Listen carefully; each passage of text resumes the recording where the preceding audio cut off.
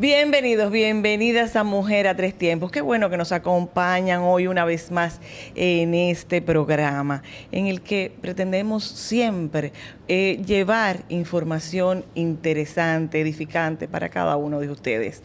Muestra de la gratitud de que nos siguen, que nos acompañan cada domingo en televisión y cada vez que quieren en YouTube. Hoy vamos a iniciar hablando del bienestar. O sea, todos los seres humanos vivimos, trabajamos, nos esforzamos por alcanzar un nivel óptimo de bienestar. Muchas veces pensamos, por ejemplo, que la salud es solo lo que comemos, ¿verdad? O que el rendimiento debe ser medido por lo que conocemos.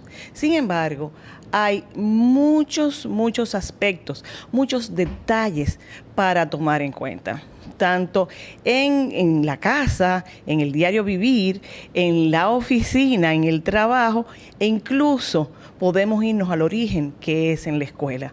Debemos no solamente llevar educación de calidad, sino un medio ambiente que contribuya a la absorción de esos conocimientos que los educadores llevan.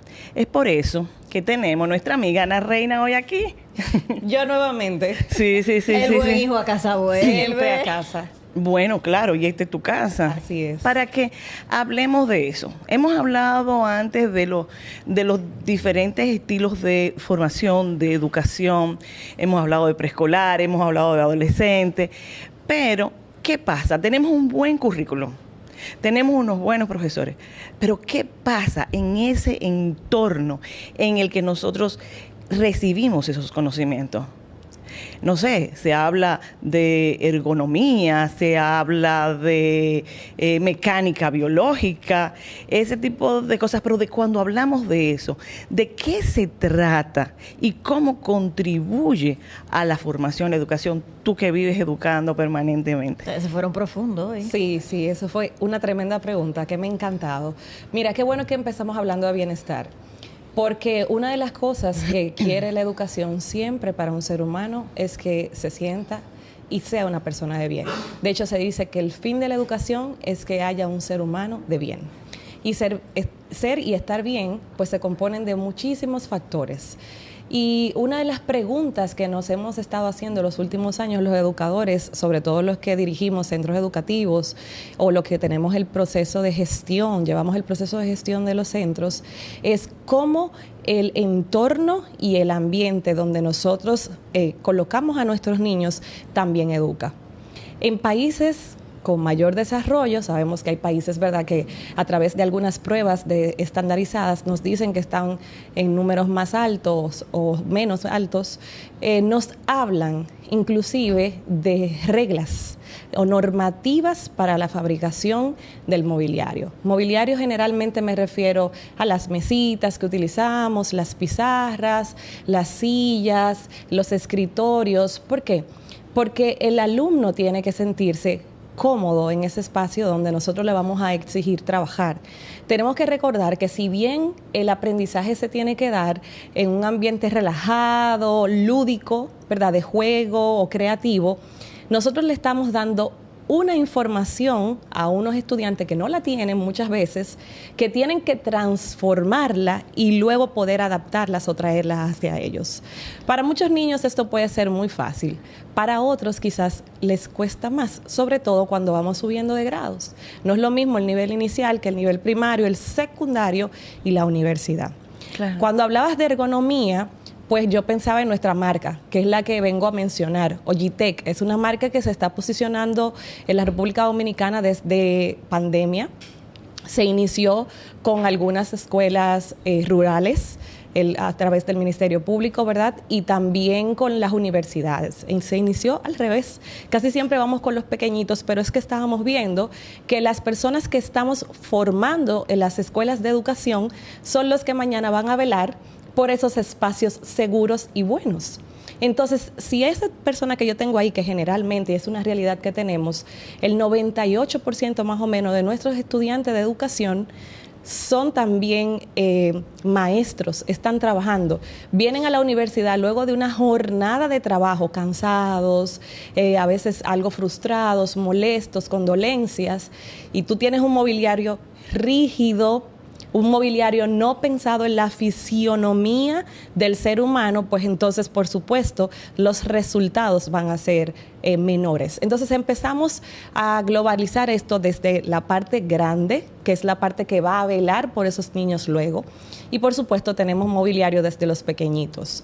El entorno se le llama en Europa el tercer maestro. El primer maestro, pues obviamente somos los que estamos como docentes. El segundo maestro es el niño, porque es el que nos guía y nos dice qué tenemos nosotros que planificar, qué tenemos que organizar para darle a ese grupo, porque requiere esa información. Y el tercer entorno, increíblemente, es ese que está en su alrededor, donde sentamos a esos niños en las alfombritas que los colocamos, etcétera, para que ellos se puedan desarrollar. Claro, claro. Mira, me toca muy personalmente porque mi hijo es grande. Él no es alto, él es grande. Y uno de los temas en la escuela, primaria y secundario incluso, era el asunto del pupitre. No quepo en ese pupitre. Así es.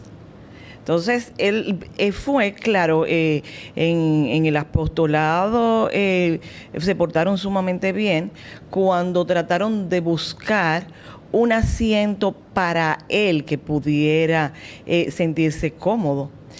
Sin embargo, el tener una visión mucho más extendida, más global, que no sea el caso de un estudiante, sino que el aula entera pues tenga iluminación, tenga temperatura, tenga asientos donde tú puedas, no sea una interferencia para el poder poner atención, ¿verdad? Y entonces así adquirir y integrar esas enseñanzas. Es muchísimo, que es lo que dice.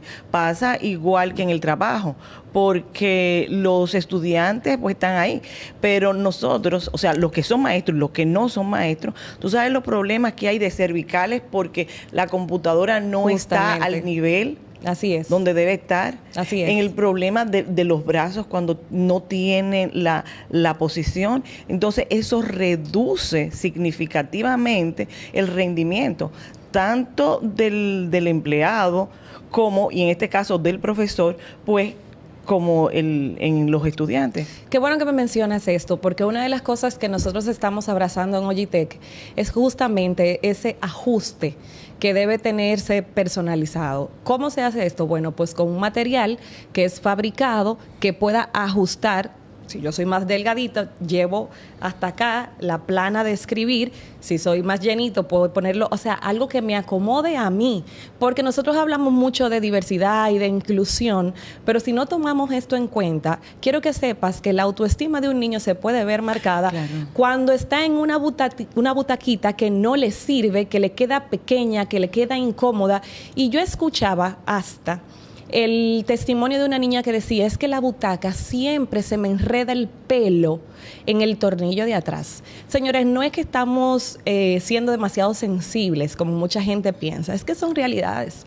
Si a la niña se le enreda constantemente el pelo aquí, pues se va a estar molesta y de repente hasta le llaman la atención porque simplemente ella está moviéndose constantemente. Ahí, si no tenemos una buena observación como maestros, podemos decir que a la niña es intranquila, que no le gusta trabajar, que no le gusta sentarse, entre otras muchas cosas.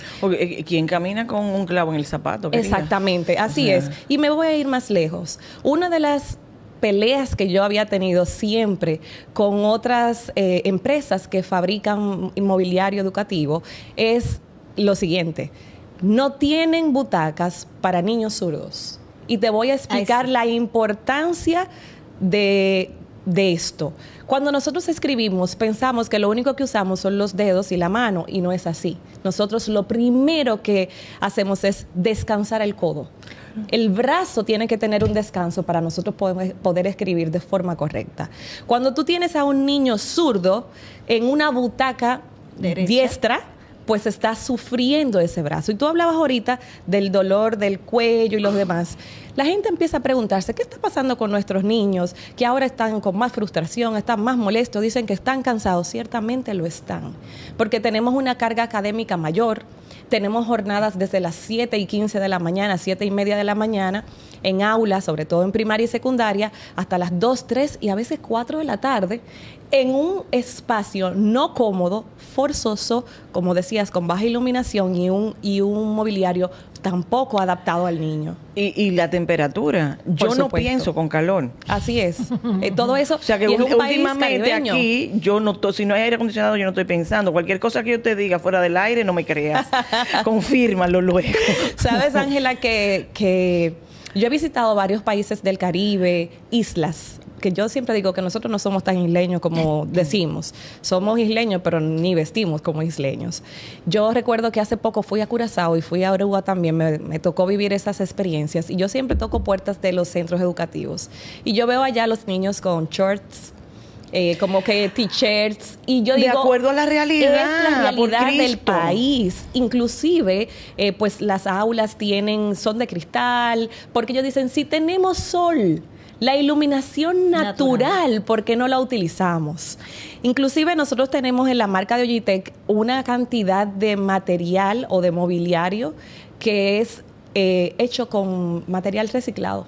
Y a mí me parece tan importante porque si estamos hablando de sostenibilidad y de medio ambiente y de un planeta que está bastante dolido y le estamos enseñando esto a nuestros estudiantes, ¿cómo no comenzar por el lugar donde tú te sientas? Que ellos vean que esto vino de lo que quizás en algún momento fue visto como basura o desperdicio y ahora es ese espacio donde tú te sientas, ese espacio donde tú te apoyas. Por otro lado, me gusta mucho lo que estamos haciendo desde Ogitech porque tenemos lo que llamamos el mobiliario inteligente. ¿Qué es esto? ¿Por qué pasamos de preescolar, así como estamos nosotras, que nos sentimos muy cercanas, en mesitas agrupadas, y en secundaria todos nos separan? Y en primaria, drásticamente, de preprimario a primero, a todos nos separan. Y no podemos trabajar colaborativamente, no nos podemos poner en pareja ni en grupo. No, eso es... Te estás fijando. No, te está fijando el chivo, pero Sí. ahí vamos perdiendo. Lo que luego le pedimos a esa persona cuando va a trabajar, que sepa trabajar en equipo, que sepa trabajar Hay una bajo presión. contradicción. Entonces hay una contradicción de lo que estamos teniendo en el aula versus lo que tú le pides inmediatamente a ese muchacho cuando sale al entorno laboral. Claro. Entonces nosotros tenemos, por ejemplo, mesas, digamos esta mesa, que a simple vista no se nota, pero está cortadita. Tú la puedes separar para algún momento donde quieras individualizar tu trabajo. La puedes unir y puedes tener 5, 6, 7 muchachos y puedes tener inclusive formas rectángulo, en tipo triángulo, en formas disparejas, puedes ponerle una esquinita un día. Entonces queremos abogar realmente por los estudiantes que requieren también un cambio, porque es todo un año escolar en un espacio que se puede tornar aburrido. Tenemos material para ese niño que, aunque no querramos, es el movido del salón de clases y necesita unas rueditas para autorregularse. Lo hacemos pensado en ese niño que necesita el movimiento, que quizás requiere y preferimos que esté haciendo esto, ¿verdad?, a que esté caminando y corriendo por los pasillos. Todo esto es pensado simplemente porque Ogitech lo desarrollan pedagogos. Okay. Y esta es la parte importante. Mira, hay muchas áreas en que se piensa que hay decisiones que parecen lujo y sin embargo son necesidades. Así es. Hay que saber diferenciar lo que es un lujo de lo que es una necesidad. ¿Ves? Y hablamos de cosas muy, muy importantes y del ambiente, de la luz, del espacio, del mobiliario, pero hay incluso detalles más sensibles, quizás menos visibles, sin embargo, causan un efecto o negativo o positivo. Por ejemplo, lo que decía del panorama, de lo que con lo que puedes hacer contacto, lo que ves. O sea, es el uso de los sentidos concentrado en un proceso educativo. Así es. Entonces, hay cosas interesantísimas que acabas de decir. O sea, nosotros hablamos temperatura, hablamos, ya dije, iluminación, hablamos el mobiliario, el color. Por supuesto. ¿Cómo influye el color Así es. en la estimulación de tu creatividad? En tu paz, en tu armonía. Es sumamente importante. O sea, cómo el color puede estimularte a ese aprendizaje. Ciertamente. Cómo hay colores que pueden acelerarte, pero cómo hay otros que pueden calmarte. Nosotros inclusive tenemos líneas con colores específicos porque son líneas para adultos, digamos, universitarios. La línea de escolares, preescolares, es totalmente distinta a la de primaria. Es pensando en eso porque hay una teoría del color psicológica que nos dice qué te aplica. Inmediatamente tú ves el rojo. ¿Qué pasa cuando ves el azul? Y cuando tú vas a un salón completamente de verde. Yo sí pienso que nosotros estamos queriendo que nuestros chicos estén más actualizados, que nuestros niños estén más listos para la vida que les ha tocado, pero estamos dejando lo mismo en los salones de clase. Entonces, si nosotros queremos que apoyar a nuestros hijos y apoyar a nuestros alumnos a esta vida que les está tocando, pues tenemos que empezar a transformar todos los espacios donde ellos están. No es lujo, es necesidad. Lo que sí siempre abogo es porque veamos el fondo de cada cosa. No una silla por bonita, no por moda. ¿Quién la desarrolla? ¿Bajo cuál certificación? ¿Cuál es el método o cuáles son las personas que estuvieron ahí para verificar? Por ejemplo, te voy a poner algo tan sencillo como esto. Una butaca donde a un niño le cuelguen los pies le está haciendo daño a su espaldita. Una de las cosas básicas que tiene que pasar es que ese niño pueda poner sus pies sobre el piso. No, y si nos vamos a profundidad, el significado que tiene el que estés arraigado, el que tus pies estén en la conexión que te da, o sea, sí. Seguridad, entre otras cosas. Entonces, cuando tú tienes un mobiliario, porque pensemos también en las empresas educativas, ¿verdad? Sobre todo en los sectores privados, cuando tú tienes un mobiliario que tú puedes comprar de forma general y adaptarlo en altura, en tamaño, en cercanía, pues estás haciendo una compra inteligente, pero pensada en esos alumnos.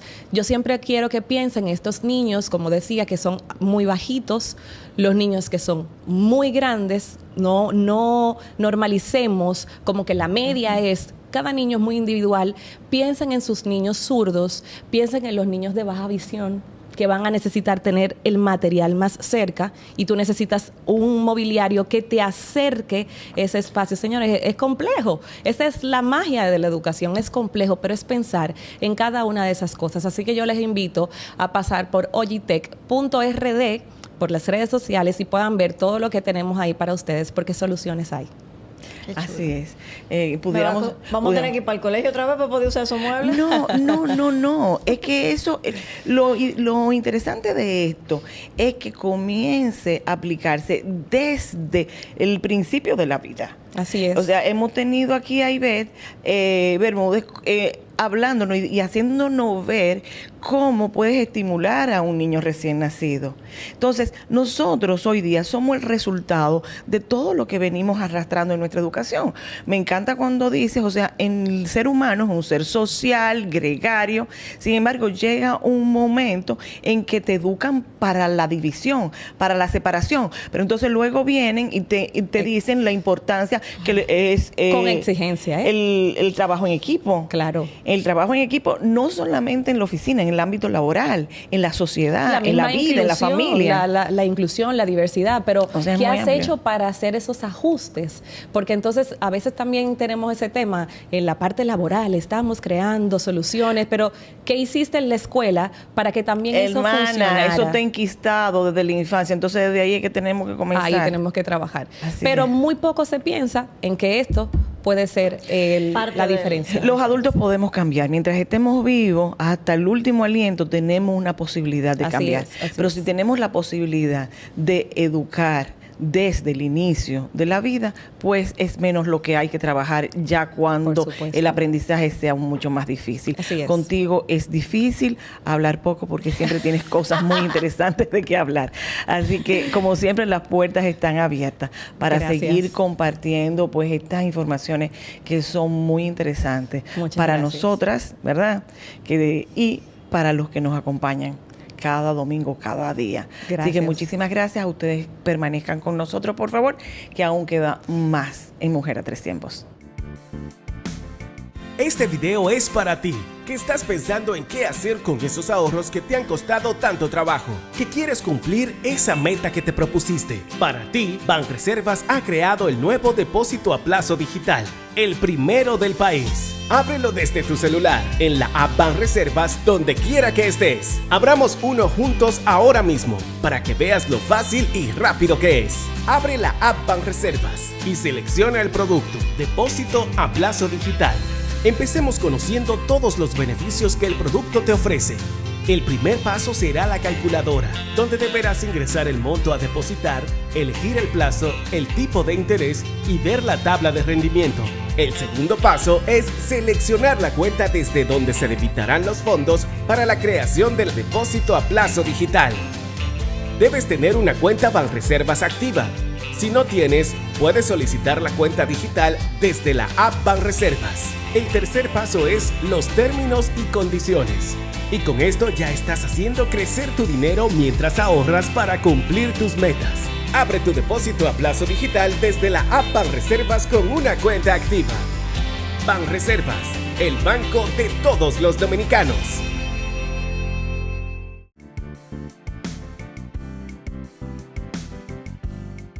Gracias por continuar con nosotros en Mujer a Tres Tiempos. Y hemos llegado a uno de esos momentos que nos encantan, ¿verdad, Carmen? Definitivamente. Y es una entrevista central. Aquí siempre invitamos una de esas mujeres extraordinarias que hacen mucho, a veces hasta silentemente, por el bienestar de la familia, de la sociedad, de nuestro país. A mí me llama mucho la atención cómo estas jóvenes logran pues evidenciar lo que es parte de la descripción de nuestro programa, tener no 3, sino muchísimos tiempos, muchísimos momentos de la vida, facetas en las que se desarrollan. Esa capacidad de multitarea que tenemos las mujeres. Es por eso que recibimos con muchísimo gusto a Jennifer Pérez Tejeda. Bienvenida, Mujer. Muchísimas gracias, de verdad que halagada y sobre todo con esas lindas y preciosas palabras que yo digo, bueno, busquen a la persona que va a encarar esas descripciones que acaba de decir, pero de verdad muy halagada por estar aquí con ustedes y compartir algo que lógicamente amo y nada, aquí estamos. Bueno, sé de ti que eres joven, hermosísima, con una familia lindísima y todo eso, pero comparte con nosotros, ¿quién es Jennifer Pérez? Bueno, depende en donde siempre se pregunte quién es Jennifer Pérez, porque lo primero que yo siempre digo es que Jennifer Pérez es hija del Dios Altísimo. Amén. Y eso es algo que yo no me quito, porque la escritura, o Dios comenzó a sanarme a través de la escritura. Y soy esposa y soy madre. Y ya después de eso, entonces soy docente. Lógicamente, en el área de escritura tengo ahí los méritos, como ustedes seguro ya pudieron apreciar. Y nada, seguimos batallando en ese ámbito porque a veces pensamos que ser esposa y madre te puede restar de otras partes, pero para nada. De verdad que yo he disfrutado mi viaje, sigo disfrutando de él. Yo estudié periodismo, tengo una maestría en educación, también tengo otra maestría en escritura creativa, y eso porque uno no coloca ya todos los talleres, diplomados y esas cosas, porque yo digo, ya no vale más el título, sino el conocimiento que uno va adquiriendo, y así es que voy disfrutando mi viaje, y mi esposo y mis hijos todo lo contrario, han sido aliados. Bueno, yo creo que parte de esa alianza es confirmada el día de hoy porque ellos andan conmigo. Sí. Así es. Muestra de la alianza, del apoyo, que es el sostén indispensable para uno mantenerse haciendo lo que le gusta, Así que es lo que es. mejor sale. Así es. Jennifer, ¿dónde naces? Cuéntanos de tu infancia, tu familia. Vamos a empezar desde abajo. Huepa, nos fuimos Desde la lejos. raíz. Desde la el raíz. principito. Nos fuimos lejos. Yo soy azuana, muy buena azuana, porque yo me crié hasta los 11 años allá en Asua. Mi papá, mi mamá son unos guerreros.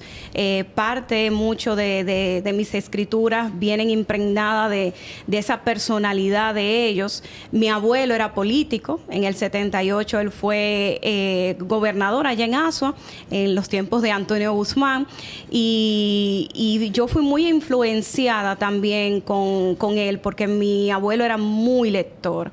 En casa no se leía mucho, y mira que se debió leer mucho porque no había acceso a la televisión ni nada de esto, pero esa impresión, yo los libros que mi abuelo dejaba por ahí, entonces yo los tomaba y yo los leía. Pero ciertamente la lectura comenzó a calar en mí porque me relajaban. Cuando yo llegué acá a la capital, me decían Campeche, porque ustedes saben cómo hablamos los sureños, ¿cierto? ¿Cómo que hablan los sureños? Ay, con esa R mal puesta. Sí. Como por ejemplo, ¿cómo? Explícame cómo. Ay. Dime, a Usted ver. sabe que me ha costado... Porque yo soy cibaeña y yo sé cómo que nosotros hablamos. Me ha costado, déjame Vea decirme. usted. Pardo. Bueno, pardo, ok, déjame ver qué otra, farda. Esa R. Farda. O sea, Sí, la L la cambiamos comienza la en R L. y la arrastran. Exactamente, que es lo contrario a lo que hacen los capitaleños, porque los capitaleños cometen el error del landacismo, colocan L por doquier. Entonces nosotros en Asua o la parte sureña colocamos esa R donde va una L. Y ya ustedes saben, entonces yo dije, pero yo no voy a dejar que me relajen toda la vida. Y yo con los libros de mi abuelo los leía en voz alta y me escuchaba. Entonces volvía y lo hacía, y volvía y lo hacía. Entonces uno cuando va repitiendo, como que uno se va enamorando y entendiendo qué es lo que uno está leyendo, y por ahí ya se fue. Bueno, es que involucras varios sentidos. El aprendizaje tiene que ser mayor. Sí. Y mira, o sea, siguiendo con la parte anterior, volvemos al punto de la importancia del aprendizaje, de la enseñanza desde la niñez. Es donde ese disco duro está más limpiecito y podemos ir incorporando esos aprendizajes. Aunque yo soy una fiel abanderada de la plasticidad del cerebro. Es decir, mientras haya vida, podemos seguir aprendiendo. El día en que lo sepamos todo, Ay, sí. ya nos llegó el momento Así de es. irnos. Incluso yo me considero aprendiz para toda la vida. Mi mamá siempre me dice, ya deja de estudiar, que ya tú has estudiado demasiado. Yo siempre estoy haciendo un taller. Bueno, yo estuve en cama hace unas semanas por algo médico, y yo vine y me hice un taller con una escritora colombiana buenísima, ella, Pilar Quintana, y yo lo disfruté, y yo ni eso lo puse dentro del combo de las cosas que tengo ahí, pero siempre estoy como buscando actualizarme, siempre estar como ese reto conmigo misma, no ni siquiera en el ámbito, sino más bien de superarme yo misma. Déjame ver qué más yo puedo hacer, qué más yo puedo aprender, y así mismo trato de inculcárselo a mis estudiantes y lógicamente a mi familia. Por eso estudiar para mí no es como un plus para el currículo, sino un plus para uno seguir creciendo como persona, como ser humano, y para compartir lo que se tiene. Bueno, también para aplicar También, esos conocimientos. totalmente.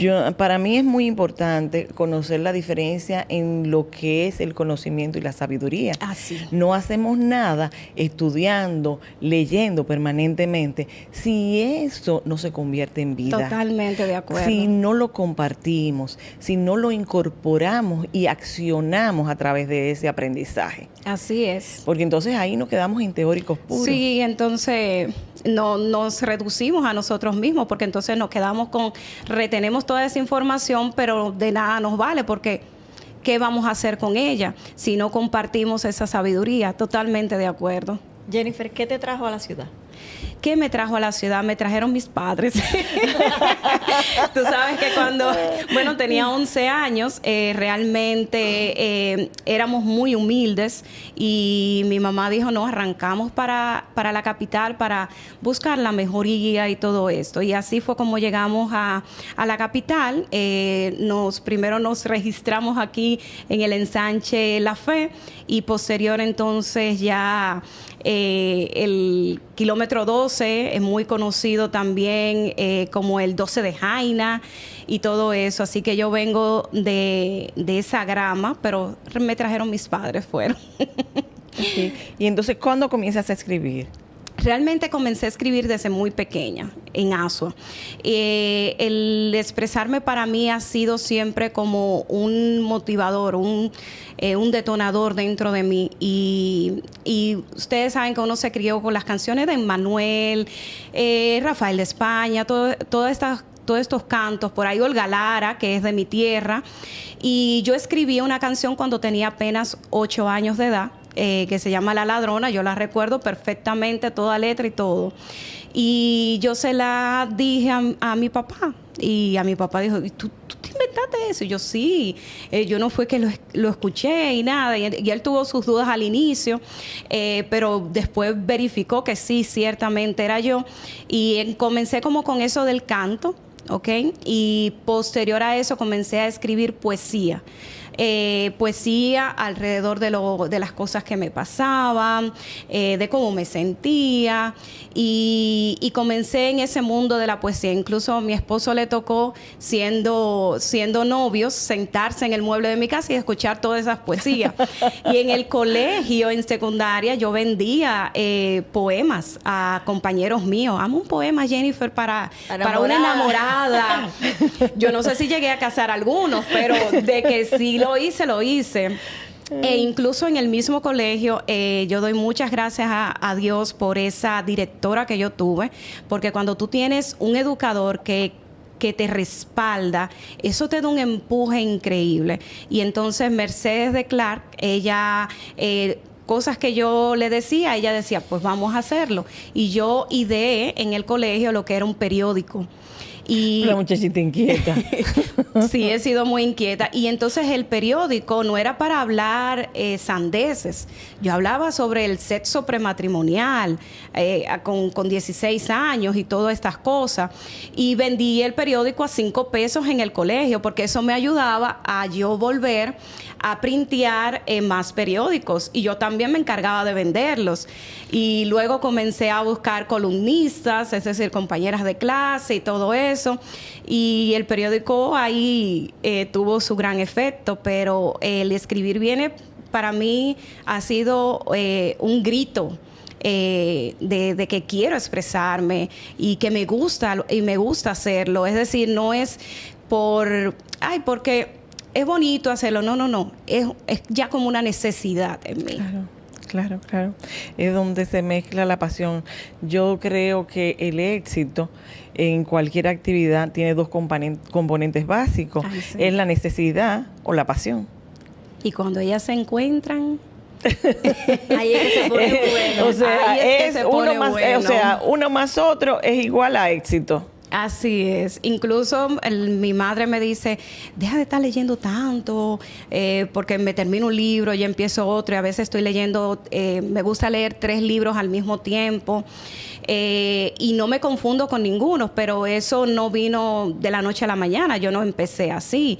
Eso es una habilidad también que se va dando en el tiempo, y me gusta hacerlo, es decir, no es obligatorio, no es porque alguien me lo está pidiendo, es porque estoy disfrutando las letras de alguien más, estoy disfrutando ese grito del cual hablaba ahorita, y eso es algo que yo le trataba de explicar a ella, mira, es de esta manera y todo esto, pero no es lo mismo.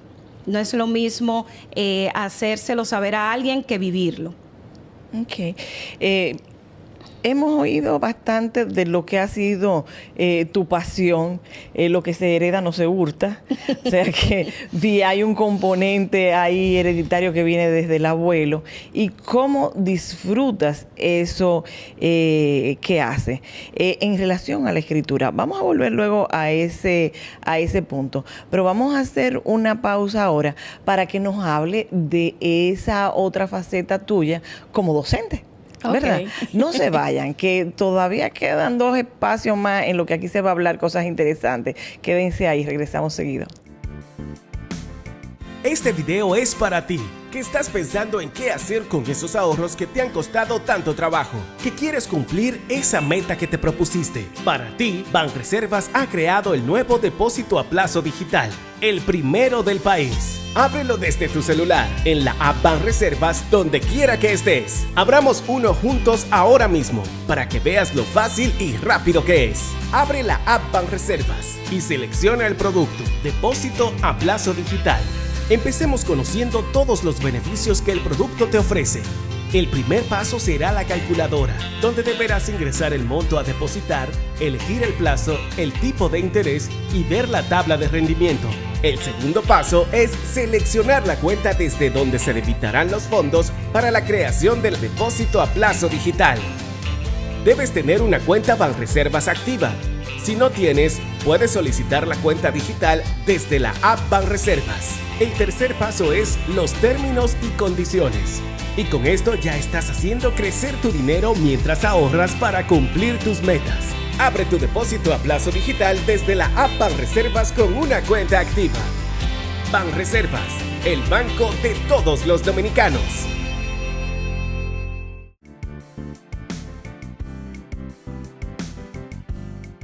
Gracias por continuar con nosotros en Mujer a Tres Tiempos. Aquí vemos que tenemos señores artistas, porque últimamente hemos tenido mucho tema de educación, mucho tema de salud, pero hoy estamos en arte. Sí, es que nosotros tenemos, ya la gente lo sabrá, tenemos 2 pasiones.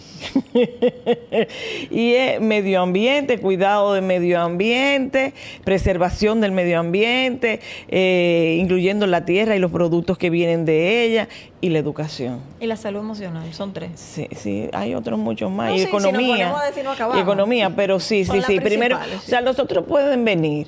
O sea, el manejo de finanzas, negocios, todo lo que tú quieras. Economía, finanzas, negocios, Ay, no, y espérate. arte. ¿Y el agro?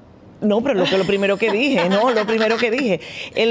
todo lo que es medio ambiente, pero es que yo creo que, y lo voy a decir porque ya esos son eslogan míos, es que para que haya desarrollo económico, social, tecnológico, de cualquier tipo, tiene que haber gente. ¿Ustedes vieron cómo ella lo bailó y de todo? Sí, tiene que haber gente. Entonces, para que la gente exista, ¿qué es lo que es necesario? Hay que comer, pero para que sea inteligente y productiva hay que comer bien. Entonces, hay que cuidar la tierra, hay que cuidar los productos, hay que cuidar el medio ambiente, ¿verdad? Pero el Producto Interno Bruto de un país, el nivel de desarrollo de un país, no debe medirse por el desarrollo económico, sino por el nivel educativo. O sea, primero, estamos vivos porque comemos bien, somos educados. ¿Qué es lo que puedes tú tener? Desarrollo. Así es. ¿Es o no es? Así es. Entonces, ¿cómo creemos tanto en la educación? Vemos cómo te educaste. Sin embargo, hay otro principio del que yo hablo, y es que yo no hago nada conmigo sola. Lo comparto. Veo que eso lo hace. Le escribía los poemas a los amiguitos, hiciste un periódico que servía para mucha gente, pero también te involucras en la labor docente. Háblanos de esa faceta, de esa etapa de tu vida. Esa es otra pasión. Ahí yo estoy lo que doy lengua española y literatura. Todo el mundo sabe, o los chicos saben, que si le toca conmigo tienen que escribir mucho y leer mucho, porque eso es lo que hacemos. Y ahorita cuando escuchaba a la compañera y yo decía, es decir, yo no dejo que mis muchachos estén solamente sentados. Nosotros involucramos todo el aula, salimos del aula, ellos se exponen a otros contextos, y de verdad lo que vivimos es tan emocional como el bueno también para la educación que nos motiva a los padres, me sigue motivando a mí, y no solamente nos quedamos en ese contexto, sino también que involucro a otros escritores. Nosotros allá en el colegio tenemos lo que es la feria literaria o la semana literaria, y hay varios escritores. Yo invito 16 escritores y hacemos una semana preciosa de escritura, poemas, drama, música, es decir, todo lo que es el arte. Y ya se han publicado 2 libros de esos chicos escribiendo. El último fue Mi voz en plato, gracias a Priscila Velázquez Rivera, que publicamos eso, porque ella dice, Jenny, no me voy a quedar con eso, sino vamos a lanzarlo, y ella ha sido como el primer motor en ese sentido, y el primero fue Mi voz en letras. Pero es eso, no es solamente tener la pasión, sino también llevarla a ellos y llevarla de una manera viva. Y cuando digo viva, cuando tú vas a enfrentar a un chico con un texto, como por ejemplo yo lo hago con la Odisea o Metamorfosis, que son escritos de 1914, ¿ok? O del siglo pasado, que tiene un contexto, La Ilíada, la Odisea. La Ilíada, la Odisea, es decir, oye, es fuerte, pero entonces la manera en cómo tú lo hagas, ese acercamiento, va a significar mucho en cómo los marque a ellos y lo que puedan aprender de ellos, porque ciertamente es cultura. Y como parte de la cultura, esa es la que nos permite a nosotros formarnos. Y eso es muy importante, la manera en cómo yo los voy acercando. Al principio ustedes saben que uno se pone reacio a lo que es nuevo, a lo que me da trabajo, a estas palabras que yo no entiendo bien. Trabajas? Primero y segundo de secundaria yo doy. Okay. Y de verdad da su lucha, pero después cuando avanzamos, el resultado de verdad es loable. Mira, para que te des cuenta, en esa edad que ellos están, que tú estás trabajando eso, yo en el colegio tuve un profesor que era similar en ese sentido, o sea, promovía la lectura, nos puso a leer unos libros para nosotros rarísimos en ese momento. Y en estos días la insoportable levedad del ser, de Milán Kundera. No, o sea, solamente el título te asusta. La increíble y triste historia de la Cándida Herendi y su abuela desarmada, Gabriel García Márquez. Era un libro que tú te quedabas, que era más el título y ya era como que... Sí. Bueno, y en estos días nosotros estamos haciendo una reunión de que nos graduamos, y una de las cosas que estamos retomando, hablando de los profesores, y ese es el profesor que todo el mundo recuerda. Wow. Señores, ese hombre le despertó el amor por la literatura. Wow. A una cantidad increíble de personas, o sea, de verdad que es un impacto que tiene, y eso trasciende, porque cuando tú despiertas el amor por la lectura, tú permites que una persona se mantenga educándose, como tú decías ahorita, porque si no le gusta leer, difícilmente se educa en cualquier cosa. Wow. Sí, y eso es precioso. Yo he tenido chicos de todo, porque nosotros somos muy inclusivos. Es decir, nosotros tenemos con niños con autismo, niños con diferentes tipos de condiciones. Y yo recuerdo uno en específico, no voy a mencionar su nombre, claro está, pero cuando yo lo recibí en primero de secundaria, ese niño tenía mucha discapacidad en cuanto a la escritura, y yo decía, Dios mío, ¿cómo yo me voy a hacer con él? No leía, una ortografía tremenda para el nivel, es decir, teníamos un cuadro bien peligroso allí, pero nada, entramos y comencé a entusiasmar al niño, y el muchacho ya se leía libros que yo tenía, porque nosotros tenemos lo que es días de lectura independiente, que eso es el libro que yo quiera. Entonces nosotros también como profesores emulamos, y yo llevo los libros que yo quiero estar leyendo, y él veía ahí esos libros, y yo no sé si a ti te va a gustar, si realmente, no, yo quiero hacerlo. Y se enamoró de esos libros. Claro. Y se enamoró de tal forma que vino y me dijo, yo quiero comunicarme con este autor. Y yo le dije, no, pero pídemele permiso a tu mamá. Y fue de verdad grandioso. Y el niño en una semana se leía 2 y 3 libros, en una semana. Es decir, ese estaba por la milla. Volando. Mira, es que cuando hablamos de leer, no es solamente el aprender, sino todo lo que, las puertas que se abren para el propio contacto con uno mismo. Sí. Cómo puedes expresar, como decía, tus sentimientos, tu pensar, es poder aclarar tu propia mente y tener una relación contigo misma. Sí. Y quizás en ese inicio, en la adolescencia, que es donde están tus alumnos, a algunos les parecerá pesado. Si logra uno conquistarlo de una manera agradable, a que se involucren aquí, los resultados lo van a ver mucho después, cuando te descubre cómo enriqueció eso tu vocabulario, Así es. cómo te enriqueció en cultura, en conocimiento, Sí. en geografía, cómo puedes viajar a otros mundos, a otros conceptos a través de la lectura. La creatividad que te pone a Sí, a o volar. sea, y ese espacio en que estás tú con tu libro. O sea, ¿cómo puedes sentirte bien contigo mismo? El que puede leer, el que le gusta leer, no se aburre nunca. Así es. O sea, es lo que decía mi mamá, aquí no se aburre nadie. O arreglen la gaveta o pónganse a leer. Me gusta la actitud. O sea que Sí. es importantísimo. Y ya, antes, o sea, el mismo asunto de dormirte con el libro, el tocarlo, tiene un significado muy especial. Pero si ahora lo que hacemos es escucharlo, escuchémoslo. Pero ¿cómo mejora tu ortografía? Ay, ¿Cómo sí. mejora tu redacción? ¿Cómo se convierte en parte tuya de manera que ya de manera casi automática pueden salir las palabras que escribe? Y puedes sentir la inmensa satisfacción cuando ves un texto que ha salido de ti. Así es. O sea que, digo, te lo estoy contando a ti que te dedicas a eso. O sea, Y lo vivo con mis muchachos. Cuando le escuchaba hablar, estaba pensando, por ejemplo, en un texto que siempre causa mucha conmoción.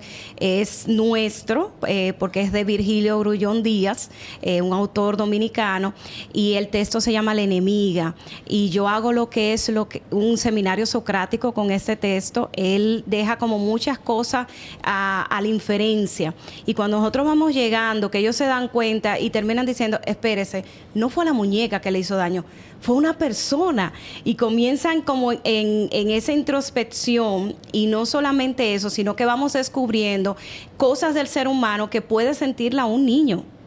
Y de verdad lo que se cuece allí es precioso y se da a través de una lectura.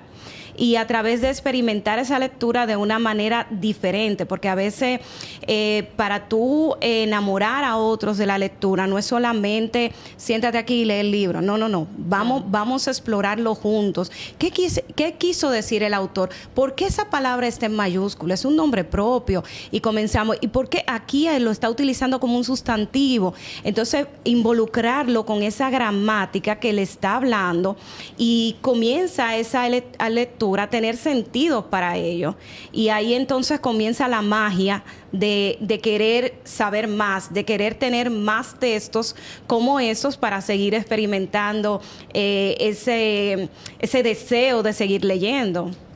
Jennifer, ¿cuántos libros llevas escritos por ti? Escritos por mí, realmente es la segunda novela, pero mío hay 6 libros. Lo único que los primeros, como que a veces no los cuento, porque se dieron en un contexto de que gané premios en el área de poesía, otros en narrativa, dos en Italia, uno en España, otro en Estados Unidos, en la Feria Internacional de Nueva York. Y eso como que no los cuento bien porque... ¿Y por qué no los cuentas? Es decir, no los cuento así como parte del conglomerado, porque no estaba yo sola, sino que estaba Ok. con otras personas ahí en esos libros. Pero de novelas solamente tengo 2. Esta sería la segunda. Ok, entonces te debemos hacer una pausa. No, podemos seguir. Gracias, Carmen. Nos dieron permiso. Pidiendo permiso, oye. Nos dieron el permiso. La dueña de esto. No, porque es que uno se entusiasma. Uno se Claro, entusiasma. O y sea, no se olvida del tiempo. No, y se olvida porque tú tienes, o sea, el placer inmenso de... ¿Cuántos hijos que son? Dos que tú trajiste. Son dos que hijos. tengo. ¿Verdad que si esto no hay otros, son estos dos? No, y si contamos a los estudiantes, entonces Ok. ahí son muchos. Pero estos son hijos tuyos. Sí, O sea, esto es hijo tuyo. así es. Y yo me imagino el placer cuando ya tú lo viste así. Sí. Entonces, pero también hay otras formas. Yo no he escrito todavía un libro, pero también me satisface muchísimo cuando escribo para otros. Oh, wow. Y cuando yo veo que pueden reflejarse sus sentimientos, o sea, lo que quieren decir a través de palabras que uno escribe. Entonces, eso llena de satisfacción. Imagínate lo que o me imagino yo lo que uno siente cuando es un pedazo de uno que está aquí de manera imperecedera. Así es. Háblame de 10 minutos. Bueno, 10 minutos, yo lo he dicho ya en otras entrevistas, es la primera bulla que hago aquí en mi país, porque el libro sí se ganó un sello maestría allá en España, lo encontraron complejo, incluso tuvo problemitas o problemas no, es decir, no sabía en qué categoría era que iba a caer el libro, porque tiene como realismo mágico, pero no es realismo mágico, querían ponerle como terror, pero no es de terror, era como una complejidad de cosas. Pero esto es una novela. Es una novela y es Andrés, el personaje principal de la historia, está en el marco histórico de la era de Trujillo. Trujillo no es el énfasis en esta historia porque tenemos muchísimos libros de Trujillo. Aquí el énfasis es en Andrés. A veces nos olvidamos de aquellas personas que perdieron sueños, perdieron familias, lo perdieron todo por causa de estar buscándose a sí mismo a través de una libertad que necesitábamos. Entonces eso es Andrés, él está explorando todo eso y por eso es que se van a encontrar hasta con física. Ahí yo hablo hasta de Einstein dentro de la novela, porque él está viajando de un lado a otro en el tiempo. Está en 1930, luego pasa a 1960, viene al 38. Entonces, por eso que fue un poquito compleja y esta fue una de las razones porque el libro se ganó ese sello maestría y yo dije, bueno, pues vamos a hacerlo saber a Dominicana también. ¿Y dónde se puede adquirir? El libro ahora mismo está en Cuesta Libros, también está en Librería Mamey y en la Librería de Puerto Plata. También mi editora, que es Universo de Letras, lo tiene en Amazon alrededor del mundo, es decir, allá mismo también en Casa del Libro en España, en Madrid, también se puede conseguir el libro. Y en Amazon está tanto físico como virtual. Físico como digital, así es. Yo me quiero ir ya a comenzarlo a leer. Ay, pero yo espero tener su retroalimentación porque eso es un plus para todo escritor. Es decir, esa retroalimentación que viene cuando yo recibo un audio, cuando yo recibo unos mensajes, eso me encanta. Y también una de las cosas que he vivido mucho en este último tiempo es que ninguna de las retroalimentaciones que he tenido han tenido como el mismo foco.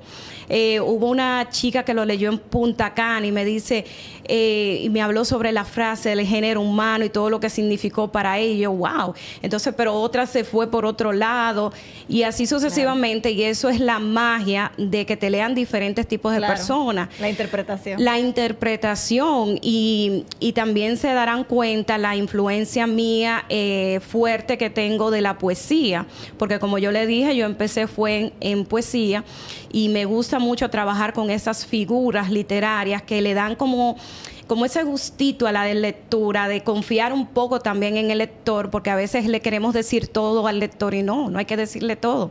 Vamos a dejar que él haga una parte importante, porque él puede hacerlo. Claro, que entre y viva dentro del libro. Jennifer, yo quería decirte que gracias por venir al programa, por aceptar la invitación. Sin embargo, oyendo parte de tu historia, pues gracias por existir. Wow, qué y lindo. por ser ejemplo y por ser inspiración Wow. para los jóvenes. Tú sabes que yo quisiera que tú, mirando a la cámara, le dijeras a esos jóvenes que te están viendo hoy, que tienen quizá ese deseo y no se atreven a escribir o no se atreven a que otro lea lo que escriben, que tú les des un mensaje. Ciertamente tenemos que arriesgarnos. La vida es una. Es el ahora, un tiempo, y las oportunidades, como dicen en el campo, son calvas y hay que agarrarla por los pelos. Tenemos que arriesgarnos, tenemos que aprender a conocernos y amarnos como estamos en este momento y a darnos a conocer a otros y recibir esa retroalimentación como venga, porque aún sea negativa, nos va a ayudar para seguir creciendo. Así que el que quiera escribir, el que esté del otro lado, que quiere escribir, que se arriesgue, que escriba. Y siempre empezamos con lo más simple, empezando ahora y escribiendo. Amén.